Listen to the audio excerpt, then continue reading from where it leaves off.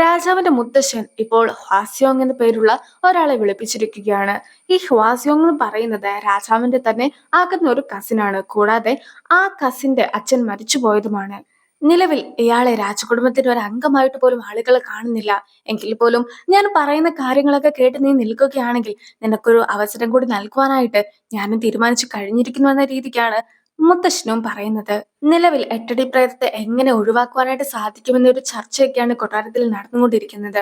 അങ്ങനെയിരിക്കെ എട്ടടി പ്രേതം ആരാണെന്ന് നമ്മൾ ആദ്യമായി കണ്ടെത്തേണ്ടതായിട്ടുണ്ട്. അങ്ങനെ കണ്ടെത്തി അയാളുടെ റിയൽ ആയിട്ടുള്ള ഐഡന്റിറ്റി നമ്മൾ എക്സ്പോസ് ചെയ്യുകയാണ് എങ്കിൽ നമുക്ക് ഉറപ്പായിട്ടും ആ പ്രേതത്തെ ഇല്ലാതാക്കുവാനായിട്ട് സാധിക്കുമെന്ന രീതിക്കാണ് യൂറി പറയുന്നത്. കഴിഞ്ഞ തവണ രാജാവിന്റെ മേത്തായിട്ട് എട്ടടി പ്രേതം കയറിയ സമയത്ത് വളരെ നല്ല രീതിക്കുള്ള മിലിറ്ററി സ്കിൽസ് ഒക്കെ ആയിരുന്നു അയാൾ കാഴ്ചവെച്ചിട്ടുണ്ടായിരുന്നത്. അതുകൊണ്ട് തന്നെ ഉറപ്പായിട്ടും അയാൾ ഒരു മിലിറ്ററി ഓഫീസർ ആക്കുവാനായിട്ടുള്ള സാധ്യതയാണ് ഞാൻ കൂടുതലായിട്ട് കാണുന്നതെന്ന് പടയാളിയും അറിയിക്കുന്നു. ആ പ്രേതത്തെക്കുറിച്ചുള്ള ചെറിയൊരു ക്ലൂ കിട്ടുകയാണെങ്കിൽ പോലും പ്രേതത്തിന്റെ ഐഡന്റിറ്റി കണ്ടെത്തുവാനായിട്ട് നമുക്ക് ഹെൽപ്ഫുൾ ആയിരിക്കുമെന്ന രീതിക്ക് യൂറിയും സംസാരിക്കുന്നു.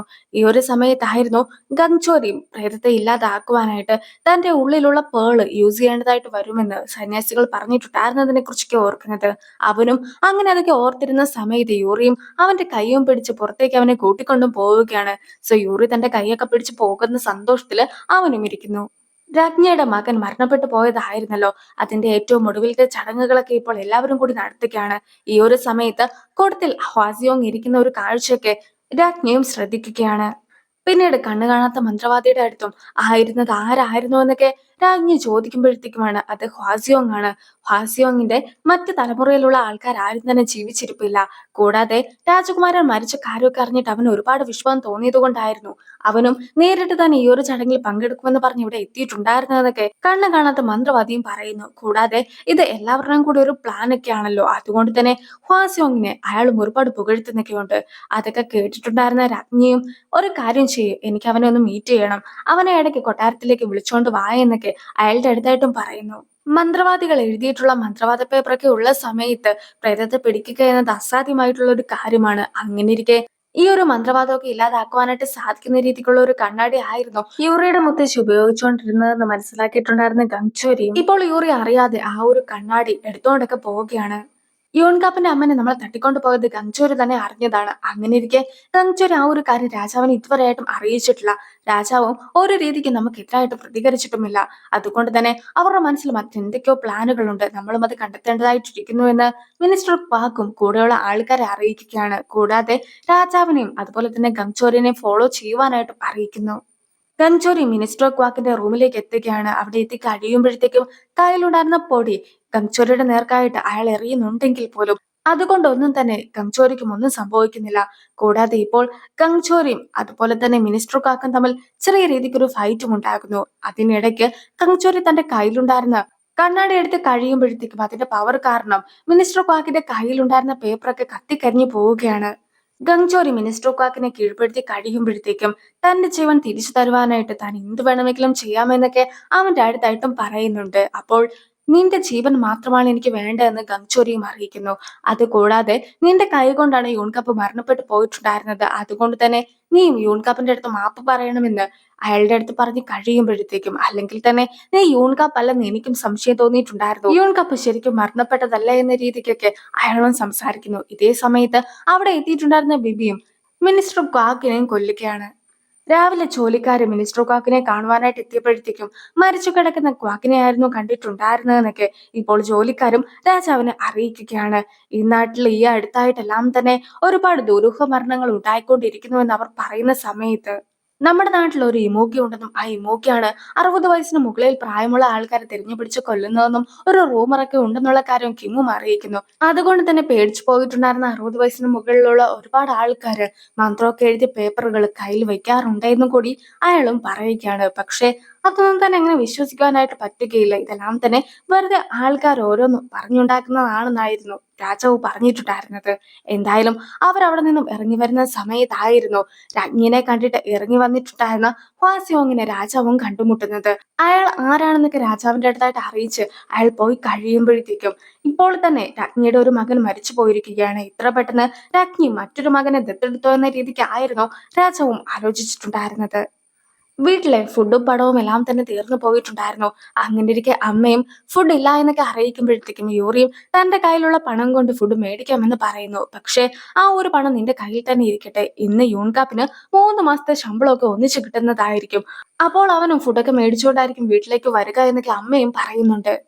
സാലറി കിട്ടിയിട്ടുണ്ടായിരുന്ന ഗംഗ്ചോരി നേരെ മാർക്കറ്റിലേക്ക് ഇറങ്ങുന്നു. അവിടെ എത്തിയിട്ട് പംകിൻ ടഫിയുടെ വിലയൊക്കെ ചോദിക്കുകയാണ്. ഇപ്പോൾ കയ്യിലുള്ള പണം എല്ലാം കൂടി വെച്ചിട്ട് 1500 പംകിൻ ടഫി അവന് മേടിക്കുവാനായിട്ട് സാധിക്കും. അങ്ങനെ വരുമ്പോഴത്തേക്കും ഒരു ദിവസം 10 എണ്ണം വീതം അവന് കഴിക്കുവാനും കഴിയും. സോ ഇതുകൊണ്ടാണ് ആൾക്കാർ പണത്തിന്റെ പിന്നാലെയൊക്കെ നടക്കുന്നതെന്ന് അവനും ഓർക്കുന്നു. കയ്യിലുള്ള പണത്തിന് മുഴുവൻ അത് മേടിച്ചു കൂട്ടാമെന്ന് അവൻ വിചാരിക്കുമ്പോഴത്തേക്കുമാണ് കുറച്ചകലായിട്ട് ചെരുപ്പ് വിൽക്കുന്നത് അവൻ കണ്ടിട്ടുണ്ടായിരുന്നത്. അവനും അതിൽ നിന്നും ഏറ്റവും നല്ലൊരു ചെരുപ്പും അതുപോലെ തന്നെ ഒരു ഹെയർ പിന്നും മേടിക്കുകയാണ്. ഇത് രണ്ടും മേടിച്ചു കഴിഞ്ഞിട്ട് അവൻ വന്ന് കഴിഞ്ഞപ്പോഴത്തേക്കും അവന് 5 പംകിൻ ടഫി മേടിക്കുവാനുള്ള പണം മാത്രമേ കയ്യിലുണ്ടായിരുന്നുള്ളൂ. എന്തായാലും അങ്ങനെ ഈ 3 സാധനം മാത്രം മേടിച്ച് 3 മാസത്തെ ശമ്പളവും തീർത്തിട്ടാണ് അവൻ തിരികെ വരുന്നത്. അങ്ങനെ വരുന്ന വഴിക്ക് അവനും ഗാസോപ്പിനെയും വൃദ്ധ സന്യാസിനെയും കാണുന്നു. നിന്നെ അന്വേഷിച്ചായിരുന്നു ഞങ്ങൾ ഈ നാട്ടിൽ വന്നിട്ടുണ്ടായിരുന്നത്. ഇത്രയും ദിവസമായിട്ട് ഞങ്ങൾ ഈ നാട് ചുറ്റി കാണുകയായിരുന്നു. പക്ഷെ ഇപ്പോൾ മാത്രമാണ് നിന്നെ കണ്ടുമുട്ടിയത്. ഇനിയിപ്പോൾ നിന്റെ വീട്ടിൽ പോയി കിടന്ന് ഉറങ്ങാമെന്നൊക്കെ പറഞ്ഞ് ഒരുപാട് സന്തോഷത്തിലായിരുന്നു ഗാസോപ്പ് ഉണ്ടായിരുന്നതും. അമ്മയ്ക്കും അവരെ രണ്ടുപേരെയും കണ്ടപ്പോൾ ഒരുപാട് സന്തോഷം തോന്നിയിട്ടുണ്ടായിരുന്നു. ഇന്ന് എന്റെ മകന്റെ ശമ്പളമൊക്കെ കിട്ടിയ ദിവസമാണ്. അതുകൊണ്ട് തന്നെ നിങ്ങൾക്ക് നല്ല രീതിയിൽ തന്നെ ഞാൻ ട്രീറ്റ് ചെയ്യുന്നതായിരിക്കുമെന്ന് പറഞ്ഞ് സന്യാസിമാരെ വീടിനകത്തേക്ക് വിളിച്ചുകൊണ്ട് വന്നതിന് ശേഷമായിരുന്നു ആ ഒരു പണം വെച്ചിട്ട് അവന് മേടിച്ച സാധനങ്ങളൊക്കെ അമ്മ കണ്ടിട്ടുണ്ടായിരുന്നത്. അമ്മയുടെ തലയിലുള്ള ഹെയർ പിൻ ഒന്നിനും കൊള്ളത്തില്ലാത്തതാണ്. അതുകൊണ്ടാണ് ഞാൻ അമ്മയ്ക്ക് വേണ്ടി നല്ലൊരു ഹെയർ പിൻ മേടിച്ചോണ്ട് വന്നിട്ടുണ്ടായിരുന്നെന്ന് അവൻ പറയുന്നുണ്ടെങ്കിലും ഇത്രയും വില കൂടെ ഹെയർ പിൻ മേടിച്ചിട്ട് അവന്റെ കയ്യിലെ പണമെല്ലാം തന്നെ തീർത്ത ദേഷ്യത്തിലായിരുന്നു അമ്മ ഉണ്ടായിരുന്നത്. നേരത്തെ കങ്ചോരി യൂൺകപ്പിന്റെ ബോഡിയിലൊക്കെ കയറിയ സമയത്ത് യൂറിക്ക് തന്റെ കയ്യിലുണ്ടായിരുന്ന ഗോസ്റ്റ് പെയിൻ സ്റ്റോൺ നഷ്ടപ്പെട്ടു പോയിട്ടുണ്ടായിരുന്നല്ലോ. പക്ഷെ ഈ ഒരു നാട്ടിലെത്തിയ സമയത്ത് ഒരു മീന്റെ വയറൊക്കെ കീറിയിരിക്കുന്നതായിട്ടും അതിന്റെ അകത്ത് ഗോസ്റ്റ് ബെയിൻ സ്റ്റോൺ ഇരിക്കുന്നതായിട്ടും സന്യാസി കണ്ടിട്ടുണ്ടായിരുന്നു. അങ്ങനെയാണ് ഗാസോപ്പിന് ഗോസ്റ്റ് ബെയിൻ സ്റ്റോൺ കിട്ടുന്നത്. ഇപ്പോൾ അത് യൂറിനും അയാൾ ഏൽപ്പിക്കുന്നു. ഗോസ്റ്റ് ബെയിൻ സ്റ്റോൺ ആദ്യമായിട്ട് കണ്ടുപിടിച്ചിട്ടുണ്ടായിരുന്നത് നിന്റെ മുത്തശ്ശിയാണ്. മാത്രമല്ല ഈ സ്റ്റോൺ ശരിക്കും ആരുടെ കയ്യിലാണോ ഇരിക്കേണ്ടത് അയാളുടെ അടുത്തേക്ക് തന്നെ ഇത് എപ്പോഴും മടങ്ങി വരുമെന്ന് മുത്തശ്ശി പറഞ്ഞിട്ടുമുണ്ടായിരുന്നുവെന്ന് ഗാസോപ്പും ഓർമ്മപ്പെടുത്തുന്നു. ഇയൂറി മുത്തശ്ശിയുടെ മരണത്തെക്കുറിച്ച് ഗാസോപ്പിന്റെ അടുത്തായിട്ടും ചോദിക്കുന്നു. ഈ ഒരു സമയത്ത് ഗാസോപ്പും യഥാർത്ഥത്തിൽ നടന്ന സംഭവങ്ങളെ കുറിച്ച് പറയുകയാണ്. 13 വർഷങ്ങൾക്ക് മുമ്പായിട്ട് 8 അടി പ്രേതം കൊട്ടാരത്തിലെ ആൾക്കാരെ ശല്യം ചെയ്യുന്നു എന്നൊക്കെ പറഞ്ഞ സമയത്ത് ഞാനായിരുന്നു നിന്റെ മുത്തശ്ശിനെ കാണുവാനായിട്ട് അവരോട് പറഞ്ഞിട്ടുണ്ടായിരുന്നത്.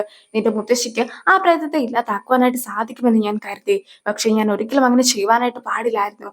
അങ്ങനെ ചെയ്തത് കൊണ്ടാണ് യഥാർത്ഥത്തിൽ നിന്റെ മുത്തശ്ശി മരിച്ചു പോയിട്ടുണ്ടായിരുന്നതെന്നൊക്കെ അയാളും പറയുന്നു. എങ്കിൽ പോലും ഇപ്പോഴും ഞാൻ ആ പഴയ കുട്ടിയല്ല. ഞാൻ ഉറപ്പായിട്ടും ആ പ്രേതത്തെ പിടിച്ചടക്കുന്നതായിരിക്കുമെന്ന് യൂറിയും അയാളുടെ അടുത്തായിട്ട് പറയുന്നു. ബിബിയും ഗംഗ്ചോരിയുടെ അടുത്ത് കുറച്ച് കാര്യങ്ങളൊക്കെ പറയുകയാണ്. നമ്മുടെ നാട്ടിലുള്ള ആൾക്കാർക്ക് നമ്മുടെ അടുത്ത് നിന്നും രക്ഷപ്പെടുവാനായിട്ടുള്ള മന്ത്രങ്ങളൊക്കെ എഴുതി കൊടുത്തിട്ടുണ്ടായിരുന്നത് കണ്ണ് കാണാത്തൊരു മന്ത്രവാദിയാണ്. അയാളെ ഞാൻ കണ്ടെത്തി കഴിഞ്ഞിരിക്കുന്നു. കൂടാതെ അയാളുടെ അടുത്തായിട്ട് എനിക്ക് പോകുവാനായിട്ട് സാധിച്ചിട്ടില്ല. അയാളുടെ അടുത്തേക്ക് ചെല്ലുമ്പോൾ എല്ലാം തന്നെ ഒരു തീയുടെ എനർജി എനിക്ക് എതിരായിട്ടൊക്കെ വരാറുണ്ട്.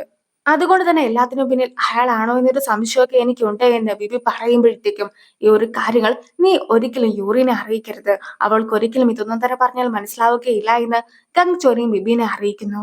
എന്തായാലും നമ്മളിപ്പോൾ മിനിസ്റ്റർ ക്വാക്കിനെ ഇല്ലാതാക്കിയില്ലേ, അതുപോലെ തന്നെ ബാക്കിയുള്ള ആൾക്കാരെ ഇല്ലാതാക്കിയിട്ട് നിനക്ക് ഉറപ്പായിട്ടും സ്വർഗത്തിലേക്ക് പോകുവാനായിട്ട് സാധിക്കും. നിന്നെ ഞാൻ അതിനെ ഹെൽപ്പ് ചെയ്യാമെന്നൊക്കെ ഗംഗ്ചോരിയും ബിബിയുടെ അടുത്തായിട്ട് പറയുമ്പോഴത്തേക്കും അവൻ ഒരുപാട് സന്തോഷിക്കുന്നു. അപ്പോൾ ആ ഒരു സീനോട് കൂടി ഈ ഒരു വീഡിയോ അവസാനിക്കുന്നു. അടുത്തൊരു വീഡിയോ ആയിട്ട് ഇത്രയും കാണാം. ബൈ.